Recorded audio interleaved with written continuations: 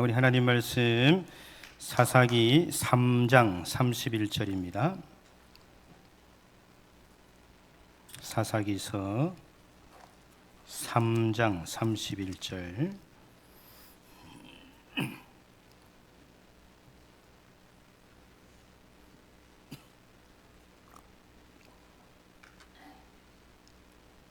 사사기 3장 31절 한 절 우리 함께 읽겠습니다.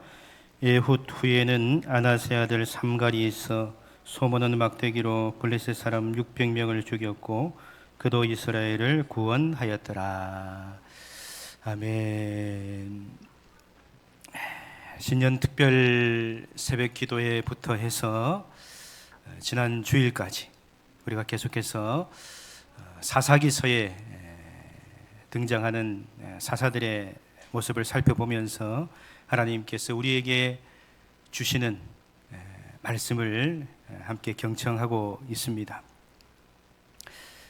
사사기서를 보면 정말 그 사사 시대에 어둡고 암울했던 그 시대 가운데 하나님께서 한 줄기 빛과 같이 귀하게 들어서 사용하셨던 사사들이 많이 있지요.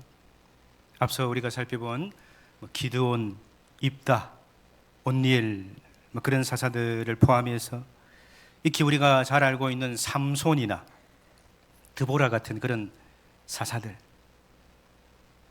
이렇게 여러 많은 사사들이 하나님의 손에 들려 귀하게 쓰임 받았는데, 그런데 여러분 사사기서를 보면요, 이렇게 기드온이나 입다나 삼손과 같이 우리에게 익히 잘 알려진 그런 사사들이 있는가 하면 그 기록조차 너무나 미미한, 그래서 우리에게 참 낯설고 잘 알려지지 않은 그런 사사들도 제법 있습니다. 여러분, 사사들 중에 돌라라는 사사, 아마 성경을 읽으면서 한 번씩 이렇게 돌라라는 이름을 접했을 텐데, 그런데 그 기록이 너무 미미해가지고 아마 잘 기억 못하시는 분들이 많을 거예요. 돌라도 이스라엘의 사사입니다. 야일 들어보셨어요? 야일도 이스라엘의 사사예요. 그런데 성경에 보면 돌라는 사사기가 21장으로 되어 있는데 적지 않은 기록이잖아요. 돌라는 딱 2절, 야일은 딱 3절밖에 안 나와요. 그럴 정도로 그 기록조차 너무나 미미해 보일 정도로 돌라와 야일은 어떻게 보면 존재감이 없는 그런 사사처럼 보여진다는 것이죠. 그런데 기록이 더 짧은 사사도 있습니다. 오늘 우리가 읽은 본문에 등장하는 누구죠? 삼갈도 여러분 생소하죠? 이름이 낯설지요. 그럴 수밖에 없는 것이 삼갈은 2절도 3절도 아니고 1절밖에 안 돼요. 오늘 우리가 읽은 3장 31절이 전부예요. 사사 삼갈에 대한 기록이 이것이 전부라는 거예요. 그래서 이 삼갈이라는 이름도 우리에게 낯설게 느껴지고 좀 생소하게 다가오는데, 그런데 여러분 제가 한번 질문을 드려볼게요. 자, 그렇다고 한다면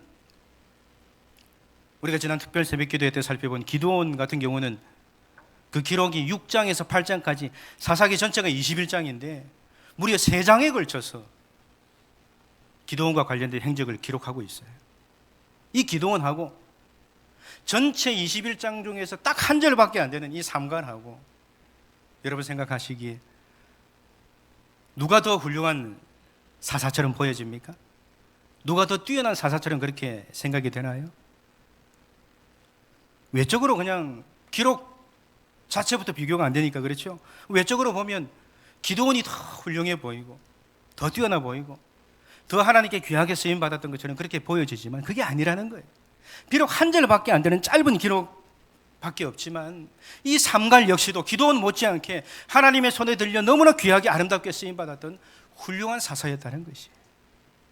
오늘 우리가 읽은 이 짧은 한 구절이지만 삼갈에 대해서 우리에게 증거해주고 있는 이 본문의 말씀을 통해서 이 삼갈이 하나님의 손에 들려서 얼마나 귀하게 쓰임받았는지 우리가 함께 살펴보므로 하나님께서는 어떤 사람을 들어서 사용하시는지, 우리가 하나님께 쓰임 받기 위해서는 어떤 조건을 갖추어야 하는지 함께 말씀의 은혜를 나누기를 원합니다. 자, 우리 본문 31절 다시 한번 삼갈에 대해서 증언하고 있는 31절 다시 한번 같이 읽어봅니다. 시작. 에훗 후에는 아나세 아들 삼갈이 있어 소모는 막대기로 블레셋 사람 600명을 죽였고 그도 이스라엘을 구원하였더라. 짧은 한 구절이지만 여러분, 이 한 구절 속에 삼갈에 대해서 많은 정보를 우리에게 제공해 주고 있습니다.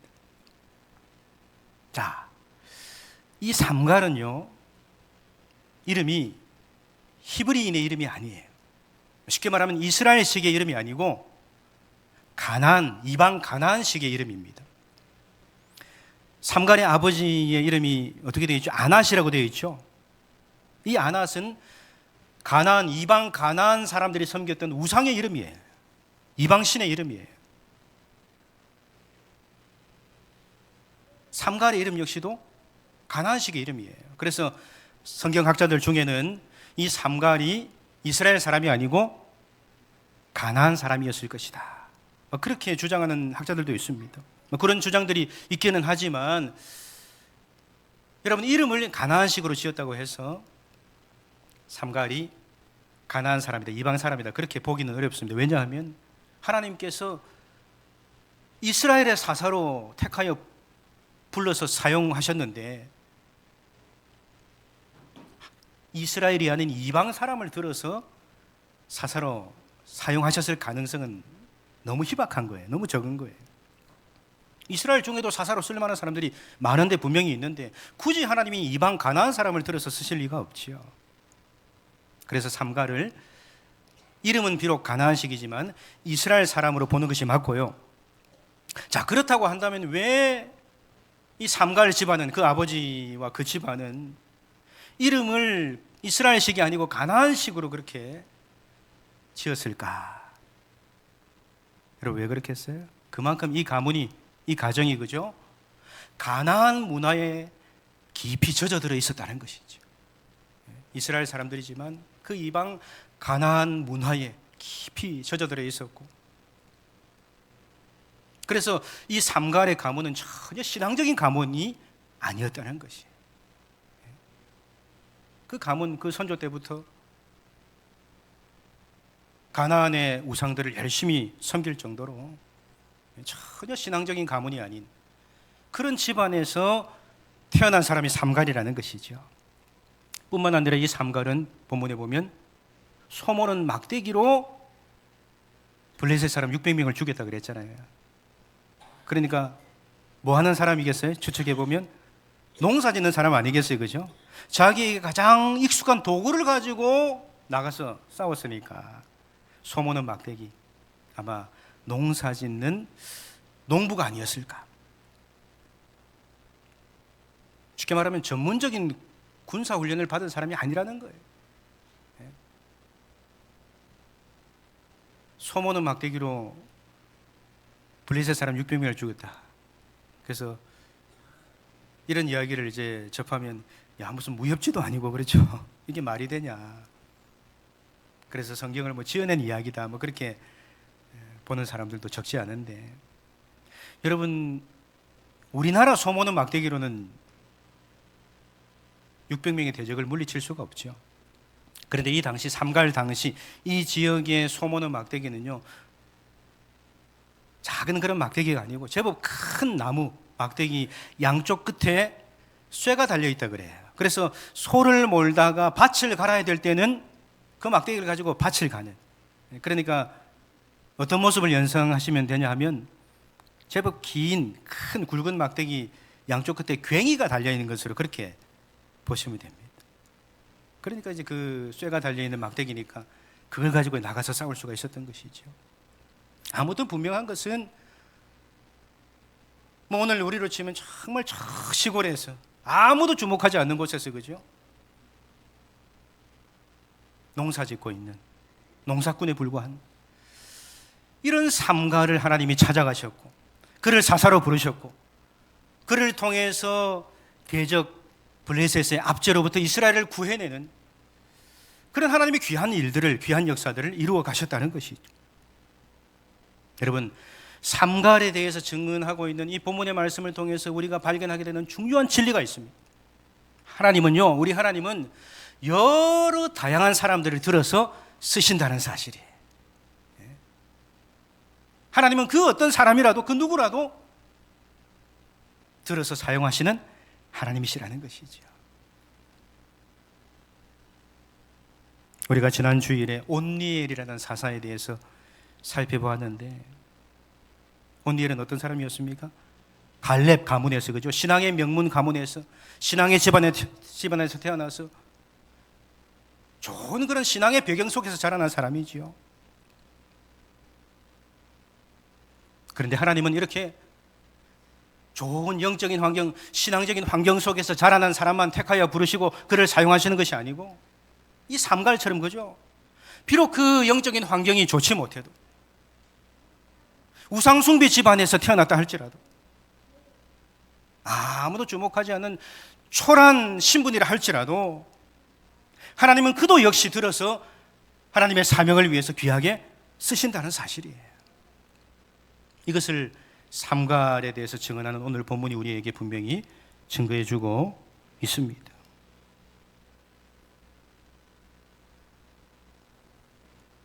그 이름을 가나안식으로 지을 정도로 그 집안이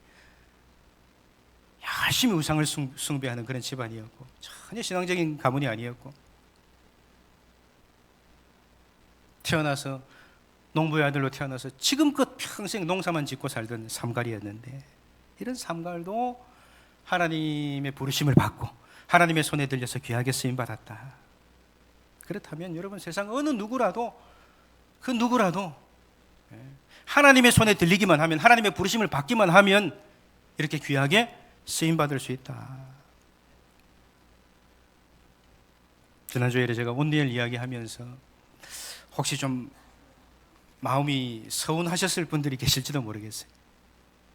온니엘처럼 신앙의 가문에서 태어나서 신앙적인 환경에서 자라나는 이것이 얼마나 큰 축복인지, 믿는 집안에서 믿는 부모로부터 신앙의 양육을 받고 자라나는 이것이 얼마나 감사한 일인지 제가 지난주에 강조해서 말씀을 드렸죠. 그러다 보니까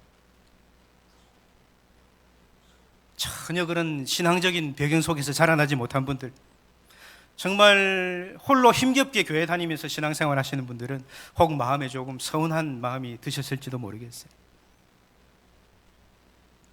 우리 집안은 신앙의 집안이 아닌데, 나는 우리 집안에서 유일하게 교회를 다니고 있는데 나는 참 복도 없구나, 그렇게 생각하셨을지도 모르겠는데, 혹 그런 마음을 가진 분들이 계시다면 여러분, 서운해하지 마십시오. 오늘 본문을 보세요. 삼갈을 보세요. 온니엘 같은 사람만 하나님이 들어서 쓰신 것이 아니고, 삼갈 같은 사람도, 그죠? 전혀 신앙적인 배경 속에서 자라나지 못한, 영적으로 보면 너무나 척박한 환경 속에서 자라는 삼갈이었지만은 하나님은 이 삼갈도 들어서 사용하셨다는 것이죠. 이 자리에 우리 새신자들, 생전교회에 처음 나와서 이렇게 예배드리고 신앙생활하는 분들이 계셔요. 지난번 우리 성탄 축하 발표할 때 오셔서 그 이후로 매주 교회 오시는 우리 강복희 권사님 통해서 오시는 분이 계십니다. 그리고 우리 정경숙 집사님 어머니도 지난 성탄절에 오셔서 또 오늘 이렇게 또 방문해 주시고,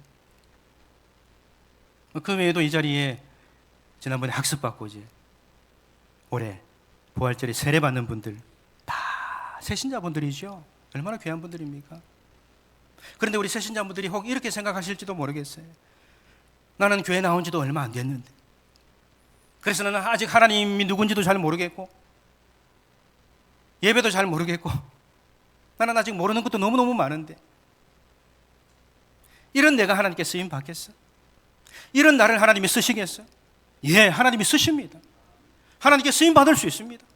하나님 만나기만 하면, 하나님의 은혜를 체험하기만 하면, 하나님의 부르심을 받기만 하면 여러분, 그 누구라도 쓰임 받을 수 있다는 사실이에요. 신앙의 연수, 그런 외적인 조건은 여러분 전혀 문제가 되지 않습니다. 외적인 조건과 관계없이 하나님은 그 누구라도 택하여 부르시고, 그 누구라도 하나님 나라의 사명을 감당하도록 하나님께서 그를 귀하게 들어서 사용해 주신다는 사실이에요. 그 누구를 통해서도 하나님의 귀한 역사들을 이루어 가시는 것입니다. 우리 옆에 분들한테 이렇게 한번 이야기할까요? 당신도 쓰임받을 수 있습니다.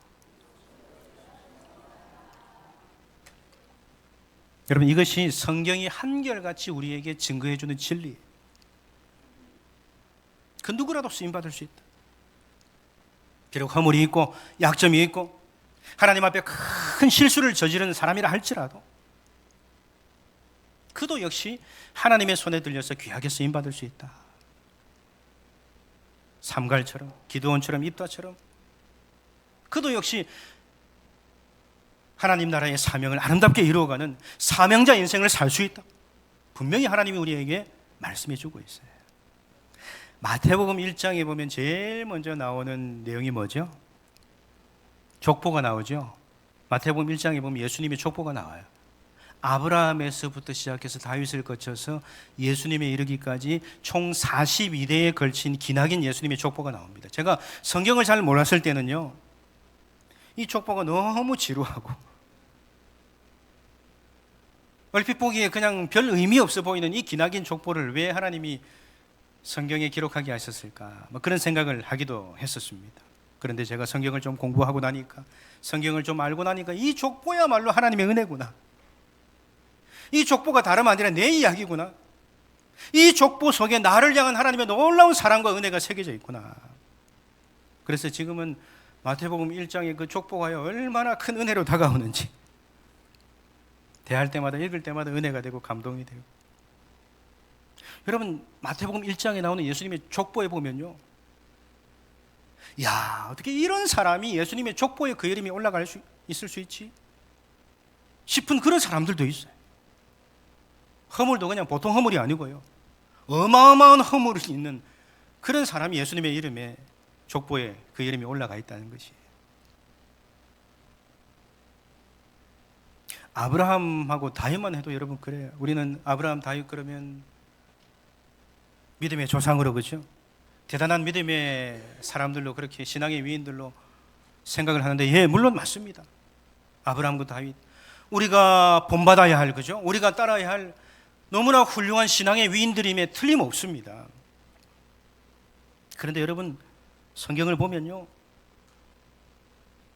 아브라함이나 다윗에게 그렇게 우리가 본받아야 할, 우리가 따라야 할 훌륭한 점만 있었던 것이 아니고, 아브라함에게도 다윗에게도 정말 너무나 부끄러운 모습, 너무나 하나님 앞에 죄악된 모습도, 믿음 없는 모습도 있었다는 것을 우리가 확인할 수 있습니다. 여러분, 아브라함 보세요. 아브라함 하면 제일 먼저 떠오르는 단어가 뭐죠? 믿음이잖아요, 그죠? 믿음의 조상이다. 훌륭한 믿음의 사람이었죠. 그런데 여러분, 창세기에 보면 그렇게 믿음이 대단해 보이던 이 아브라함도 믿음이 흔들렸던 때가 있습니다. 하나님을 온전히 신뢰하지 못하고, 하나님을 전적으로 의지하지 못하고, 두려움에 빠져서 자기 아내를 누이라고 속이는 일이 있었어요. 그것도 한 번이 아니고, 그죠? 똑같은 실수를 반복해서 저지릅니다, 아브라함이.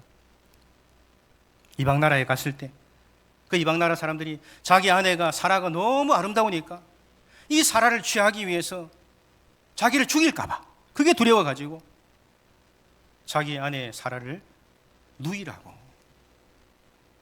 그렇게 속이는, 너무나 믿음 없는, 두려움에 빠져서, 그때는 하나님도 안 보이는 거죠. 그냥 그 두려움에 빠져가지고 그렇게 하나님 앞에 불신앙적인 모습을 아브라함이 보여줍니다. 그리고 하나님이 아들을 주시겠다고 약속했는데도 불구하고 그 약속이 더디 이루어지니까, 오래전에 하나님이 약속하셨는데 아직도 아들이 없으니까 아브라함의 믿음이 흔들리죠. 그래서 하루는 이 아브라함이 하나님 앞에 뭐라고 하셨냐입니까? 원망과 불평이 섞인 그런 말로 하나님 앞에 토로하잖아요. 자기의 그 마음을. 하나님, 내 종 엘리에셀이나 내 후계자 삼겠습니다. 엘리에셀이나 그냥 내 아들로 삼겠습니다. 분명 하나님은 너의 씨를 통해서 너의 혈통을 통해 태어날 그 아들을 통해서 하늘의 별과 같은 바다의 모래와 같은 후손을 주겠다고 약속하셨는데 그 하나님의 약속을 붙들지 못하고 그렇게 믿음 없는 모습으로 흔들리는 아브라함의 그 연약함을 우리가 성경을 통해 보게 되는 것이죠. 하나님이 어떻게 하십니까? 그 흔들리는 아브라함의 믿음을 붙잡아 주잖아요. 그래서 밤에 아브라함의 손을 붙잡고 밖으로 아브라함을 데리고 나갑니다. 그리고 하늘의 수많은 별들을 보여주면서 반드시 내가 약속한 대로 저 하늘의 별과 같은 후손을 너에게 줄 것이다. 하나님이 아브라함의 흔들리는 믿음을 붙잡아 주시죠. 여러분, 아브라함이 믿음의 조상으로 불리우게 된 것은 아브라함 자신의 믿음이 대단해서가 아니고요, 이렇게 아브라함의 흔들리는 믿음을 붙잡아 주었던 하나님의 열심 때문이었어요. 그렇죠? 하나님의 열심으로 아브라함이 믿음의 사람으로 그렇게 세워지게 되고 불리워지게 된 것이에요. 이렇듯 여러분, 아브라함도 그렇게 믿음이 대단해 보였던 아브라함도 너무나 믿음 없는 모습으로, 불신앙적인 모습으로 하나님 앞에 그렇게 신앙이 무너져 버린 그런 일들이 있었다는 거예요. 다윗은 어떻습니까? 다윗이 범한 죄에 대해서 우리가 너무너무 잘 알잖아요. 하나님이 10계명을 주셨죠. 10계명의 제 6계명이 뭡니까? 살인하지 말라. 7계명이 뭐죠? 간음하지 말라. 다윗은 하나님이 10계명을 통해 주신 제 6계명과 7계명을 정면으로 범합니다. 버젓이 남편이 있는데, 그죠? 그 남편도 그냥 남편이 아니고 어떤 사람입니까? 자기의 충신 우리아잖아, 우리아, 그죠? 지금 전장에서 자신과 이스라엘을 위해서 목숨을 걸고 싸우고 있는 그 우리아, 그 우리아가 전장에 있는 동안 그 아내 바세바를 취하잖아요. 동침하잖아요. 바세바가 임신하게 되니까 그거 숨기기 위해서 어떻게 합니까? 요압 장군을 지켜가지고 편지를 보내가지고 우리아를 전장의 최전선에 나가서 싸우도록. 그래서 결국 우리아가 죽습니다. 우리아를 죽게 만든 거예요. 살인죄를 저지른 거예요. 이런 다윗이었어요. 그죠? 죄도 그냥 보통 죄가 아닙니다. 아주 죄질이 나쁩니다. 그렇죠? 영적으로 뿐만 아니라 윤리적으로, 도덕적으로 살인죄와 간음죄라는 엄청난 죄를 하나님 앞에 저질렀어요. 물론 다윗이 선지자를 통해서 자신의 죄를 깨닫게 되었을 때 하나님 앞에 자신의 죄를 자백하고 회개함으로 죄를 깨끗하게 하나님으로부터 용서받기는 했지만, 그래도 여러분, 인간적으로 생각하면 정말 용서받기 힘든 너무나 큰 죄를 저지른 다윗 아닙니까? 그렇죠? 다윗도 아브라함도 이렇게 여러분 허물이 많은 사람들이었어요. 약점이 있는 사람들이었어요. 하나님 앞에 큰 실수를 저질렀던 사람들입니다. 그런데 하나님은 이들을 들어서 하나님의 귀한 역사를 이루어가는 사명자로 사용해 주셨고, 이들의 이름이 예수 그리스도의 족보에 올라갈 수 있도록 하나님이 은혜로 그들의 허물을 다 덮어주셨다는 것이지. 이것이 여러분 하나님의 은혜입니다. 하나님의 은혜. 우리가 받은 은혜예요. 우리가. 저는 이 족보를 대할 때마다 저 자신의 모습을 봐요. 예수님의 족보에 이름이 올라가 있는 사람들의 그 면면을 보면서 제 자신의 모습을 봐요. 내가 이렇게 허물이 많은 사람인데, 내가 이렇게 약점투성이인 사람인데, 내가 이렇게 하나님 앞에 부끄러울 것밖에 없는 사람인데, 하나님이 이런 나를 목사로 불러주시고 주의 교회를 섬기도록, 하나님께서 맡기신 사명 감당하도록, 하나님께서 내 모든 허물과 약점과 부족함을 은혜로 다 덮어주시고, 그럼에도 불구하고 이런 나를 사용해 주시니 얼마나 하나님의 그 은혜고 고맙고 감사한지요. 그저 하나님 앞에 감사를 고백할 수밖에 없어요. 여러분, 이것이 어찌 저만 받은 은혜겠습니까? 우리 모두가 다 이 은혜를 받은 사람들입니다. 그렇죠? 지극히 부족하고 연약하고 허물 많은 우리들이지만은 그럼에도 불구하고 하나님 그런 우리들을 택하여 불러주시고, 그런 우리에게 직분 주시고 사명 맡겨주시고, 그런 우리를 통해서 하나님의 귀한 일들을 이루어 가시니, 그런 귀한 도구로 사용해 주시니, 얼마나 여러분 하나님의 그 은혜를 생각할 때 우리가 감사한 것밖에 없지 않습니까? 그저 하나님 앞에 감사를 고백할 수밖에 없지요. 나같이 자격 없는 사람, 오늘 우리가 설교 후에 부를 찬송, 이전에 주님을 내가 몰라, 그 찬송 가사 중에 천하고 무능한 나에게도 귀중한 직분을 맡기셨다. 지극히 천하고 무능한 나에게, 이렇게 허물 많고 부족한 나에게, 이렇게 자격 없는 나에게 하나님께서 직분 맡겨주시고 사명 맡겨주시고, 그럼에도 불구하고 나를 사용해 주시니 우리는 그저 하나님 앞에 감사를 고백할 수밖에 없는 것이고, 그렇죠?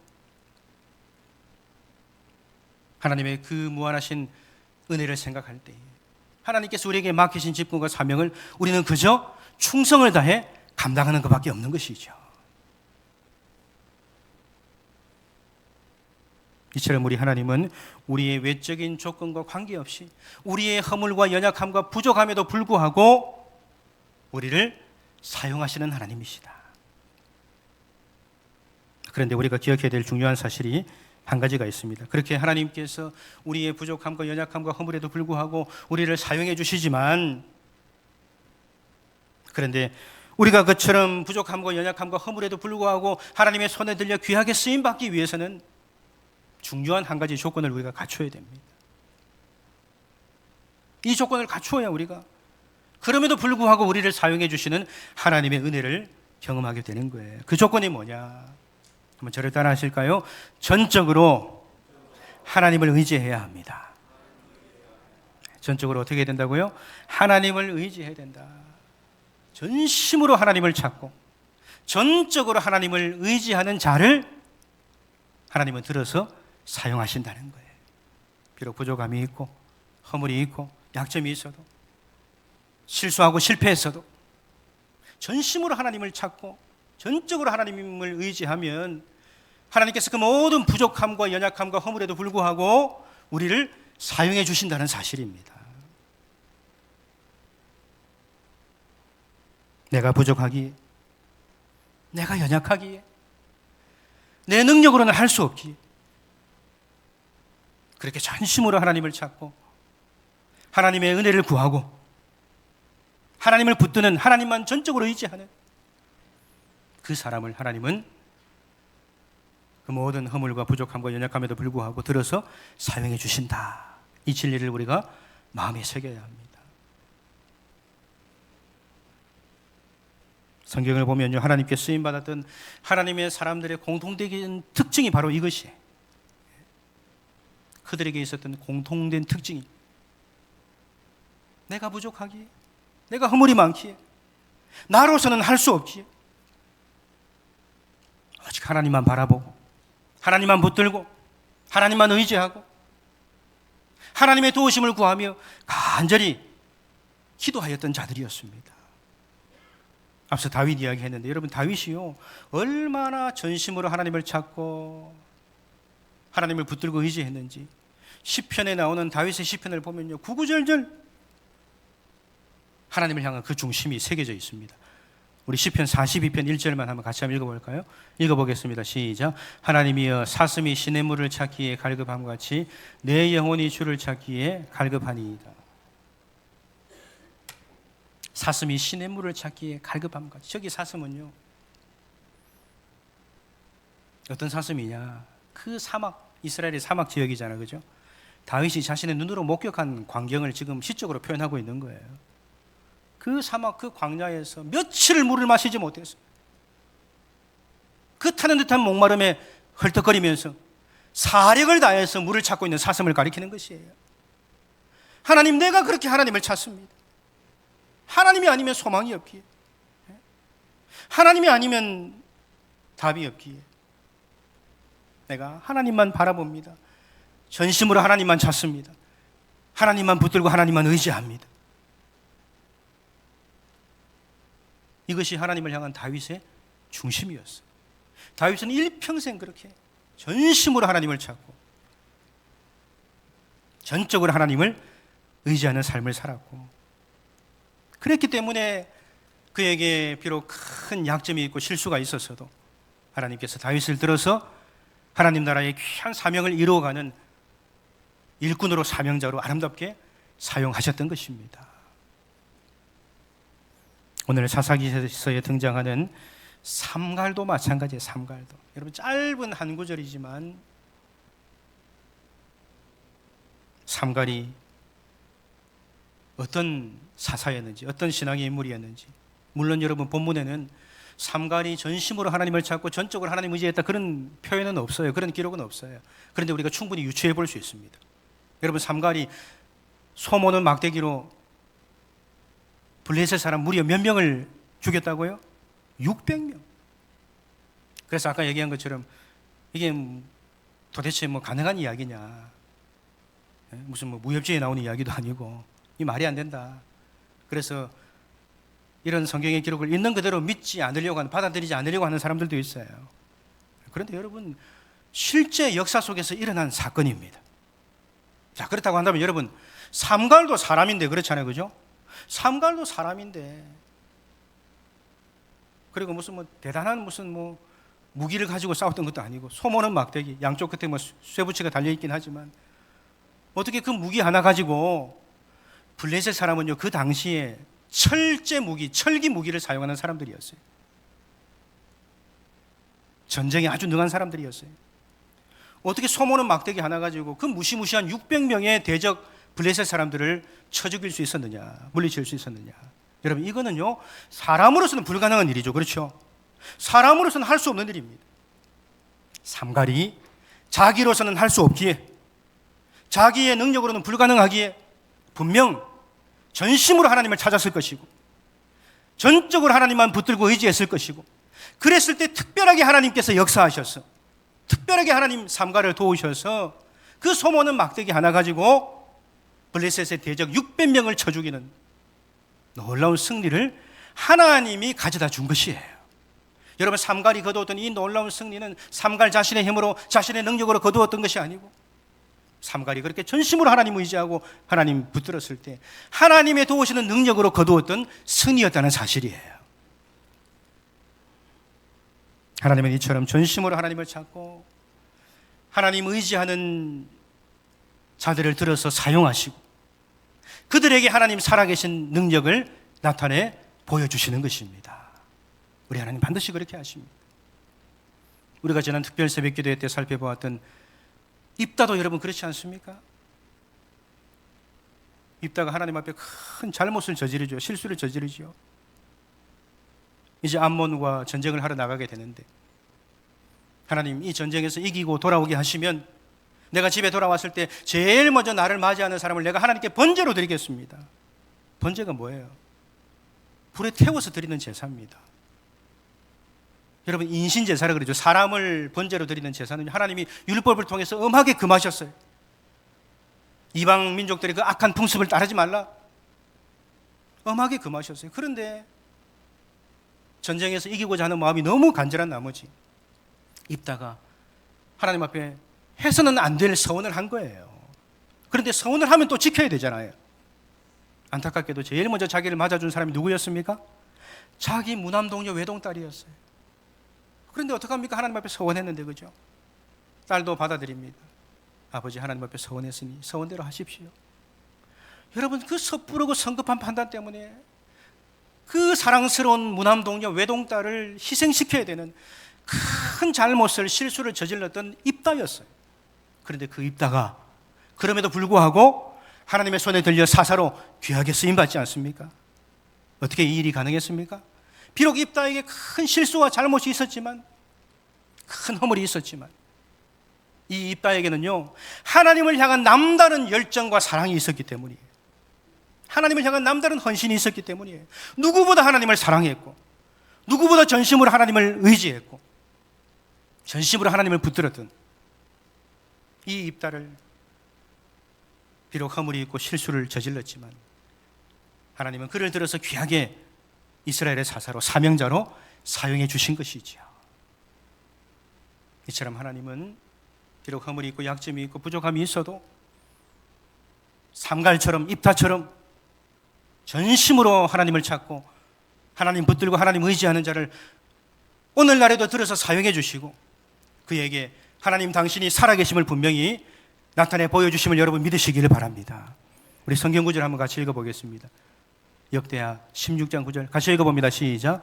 여호와의 눈은 온 땅을 두루 감찰하사 전심으로 자기에게 향하는 자들을 위하여 능력을 베푸시나니. 아멘. 자, 보십시오. 여호와의 눈은 온 땅을 두루 감찰하사, 하나님이 온 땅을, 온 세상을 두루 감찰하시고 살피신다는 거예요. 그러면서 하나님이 애타게 누군가를 찾고 있습니다. 누구를 찾고 있습니까? 전심으로 그 마음이 하나님께로 향해 있는 자, 그죠? 전심으로 하나님을 찾고 하나님 붙들고 의지하는 자, 하나님은 그를 찾으신다고 말씀합니다. 그렇게 온 땅을 두루 감찰하셔서 전심으로 하나님을 찾는 자들을, 그 마음이 하나님께로 향하는 자들을 하나님께서 찾으셨다가 그를 발견하게 되면 하나님이 어떻게 하신다고요? 그에게 능력을 베푸신다. 하나님 당신이 살아계신 능력을 나타내 보여주신다 분명히 말씀하고 있습니다. 사랑하는 우리 전원가족 여러분, 바라기는 여러분들이 하나님이 애타게 찾으시는 그 한 사람 되기를 소망합니다. 전심으로 하나님을 찾고 전적으로 하나님 의지하는, 그래서 여러분들을 통해서 하나님 살아계신 능력이 나타나기를 간절히 소망합니다. 오늘 우리가 그렇게 전심으로 하나님을 찾고 전적으로 하나님 의지하면 비록 우리가 부족해도 연약해도 허물 많아도 하나님은 그런 우리를 들어서 사용하십니다. 그런 우리에게 힘을 주시고 지혜를 주시고 하늘의 권능을 부어주셔서 능히 사명 감당하게 하십니다. 그런 우리를 통해서 하나님의 아름다운 역사들을 반드시 이루어 가시는 것입니다. 오늘 말씀을 마음에 새겨서 비록 내가 부족하고 연약하고 허물이 많지만 그러기에 전심으로 하나님을 찾고 하나님만 붙들고 하나님만 전적으로 의지하여서 그 모든 부족함과 연약함과 허물에도 불구하고 하나님의 손에 들려 아름답게 귀하게 쓰임받는 사명자 인생 다 되시기를 주님의 이름으로 축복합니다. 우리 함께 주신 말씀을 가지고 찬양하고 기도하는 시간을 가지겠습니다. 마음속에 어려움이 있을 때 우리의 부족함과 연약함과 허물에도 불구하고 우리를 사랑해 주시고 우리를 택하여 불러주시고 사용해 주시는 하나님의 그 은혜를 우리 마음에 새기며 함께 찬양하고 기도하겠습니다.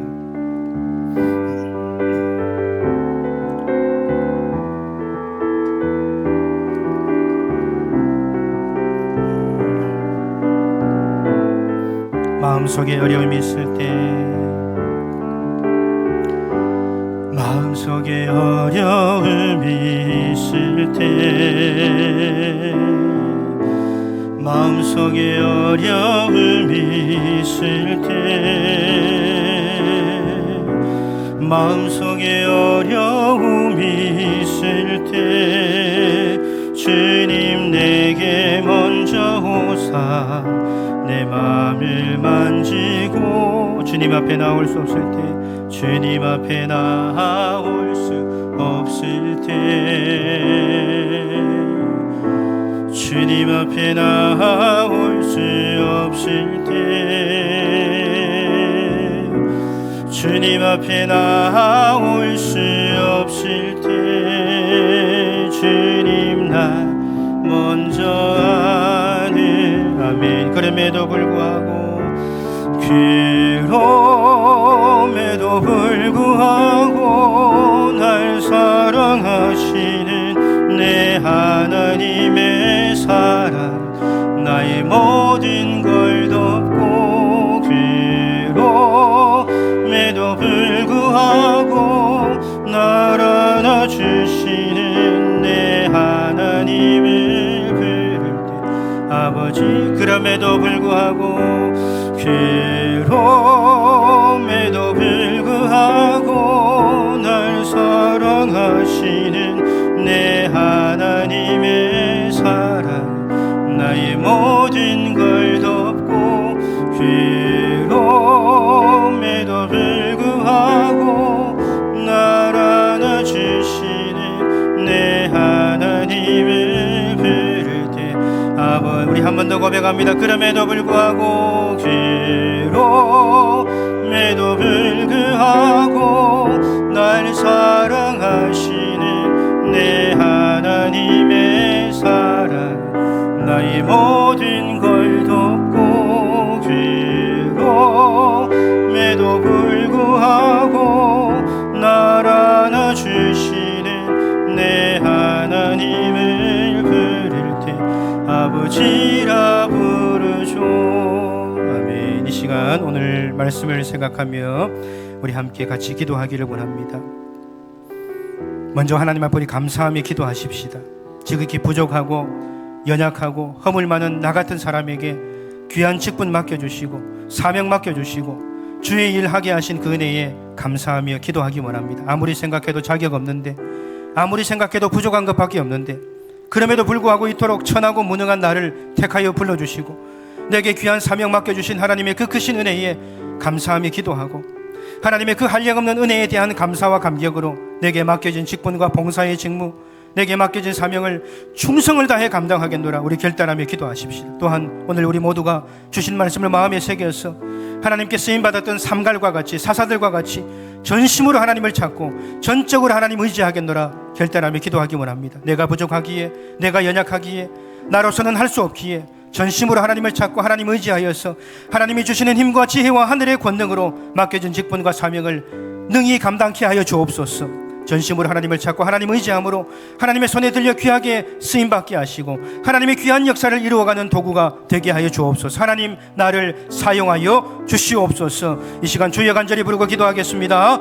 주여, 우리 아버지 하나님, 오늘도 하나님의 귀한 말씀 저희들 들었습니다. 말씀을 통하여 우리에게 베푸신 하나님의 은혜가 얼마나 놀랍고 감사한 은혜인지 다시금 깨워줘 주시니 감사합니다. 아무리 생각해도 자격 없는데, 아무리 생각해도 부족한 것밖에 없는데, 부끄러운 것밖에 없는데 이런 나를 하나님 택하여 불러주시고 내게 직분 맡겨주시고 사명 맡겨주시고 주의 일 하게 하신 그 은혜를 생각할 때 그저 하나님 앞에 감사를 고백할 수밖에 없습니다. 하나님, 지극히 천하고 무능한 나에게, 자격 없는 나에게 이토록 귀한 사명 맡겨주시고 직분 맡겨주신 하나님의 그 크신 은혜에 날마다 감사하며 살아가는 저희들 되게 하시고 하나님의 그 한량없는 은혜에 대한 감사와 감격으로 내게 맡겨진 직분과 봉사의 직무, 내게 맡겨진 사명을 충성을 다해 감당하는 저희들 다 되게 하여 주시옵소서. 오늘도 주신 말씀을 마음에 새겨서 하나님께 쓰임받았던 삼갈과 같이 사사들과 같이 오늘 우리도 전심으로 하나님을 찾고 전적으로 하나님 붙들고 의지하는 삶을 살아가게 하여 주시고, 그리하여서 하나님이 주신 힘과 지혜와 하늘의 권능으로 맡겨진 직분과 사명을 능히 감당케 하여 주시기를 간절히 구합니다. 전심으로 하나님을 찾고 전적으로 하나님 의지하는 저희들을 하나님 들어서 사용하여 주시고 하나님 나라의 아름다운 역사들을 우리를 통해 이루어 가시기를 간절히 기도합니다. 하나님 우리를 사용하여 주옵소서. 하나님 나를 사용하여 주옵소서. 나를 통해 하나님의 귀한 역사들을 이루어 주시옵소서. 그런 아름다운 도구로 쓰임받게 하시고 사명자 인생으로 새로워지는 우리 전원 가족들의 삶이 되게 하여 주옵소서. 하나님 우리를 통해